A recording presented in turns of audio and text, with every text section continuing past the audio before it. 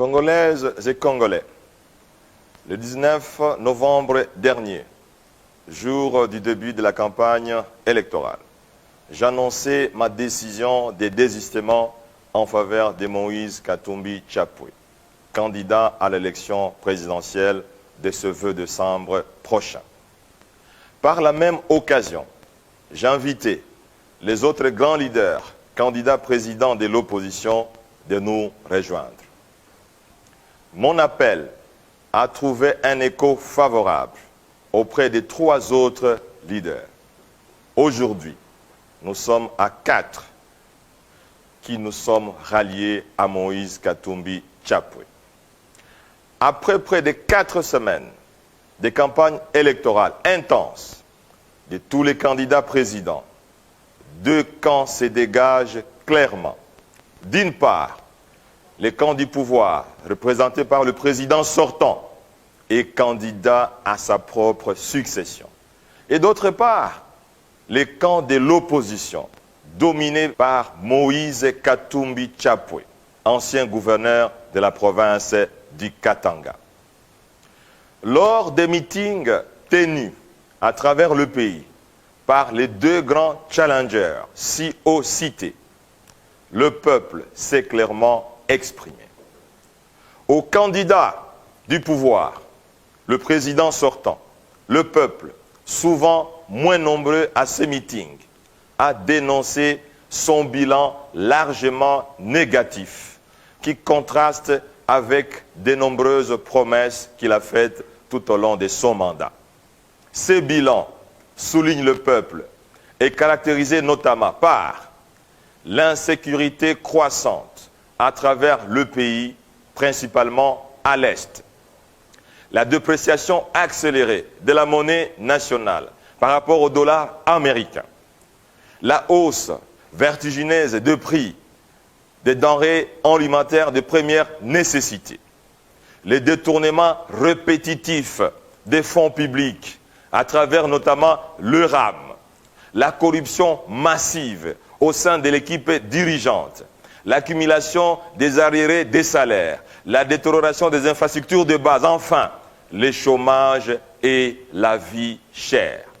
En un mot, le peuple a dénoncé la détérioration accélérée de ses conditions de vie au cours de 5 dernières années au pouvoir du président sortant.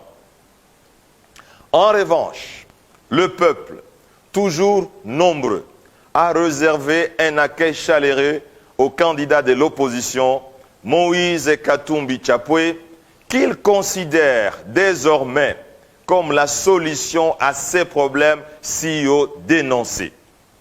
Cet ancien meilleur gouverneur de province, connu aussi comme meilleur manager sportif du pays et un des meilleurs entrepreneurs congolais, apparaît aujourd'hui comme le choix du peuple face aux nombreux défis auxquels le pays fait face. C'est donc les candidats du changement, les candidats de l'espoir.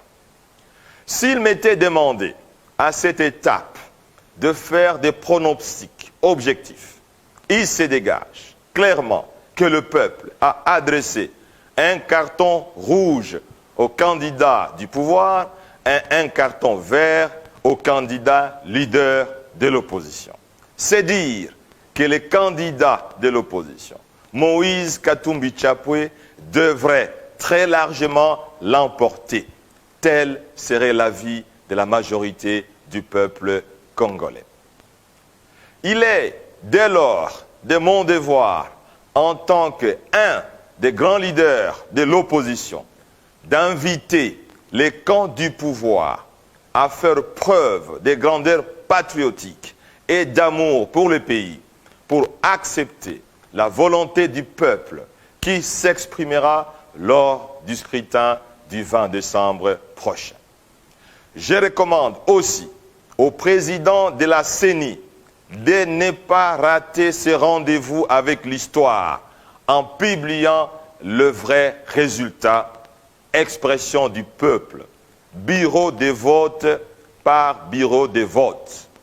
J'exhorte les dirigeants de toutes les églises en tant que haut représentant des dieux, de veiller à la vérité des urnes. Enfin, je demande à la communauté internationale de ne pas, comme en 2018, cautionner les faux résultats. Il en va de sa crédibilité et de l'avenir de la RDC.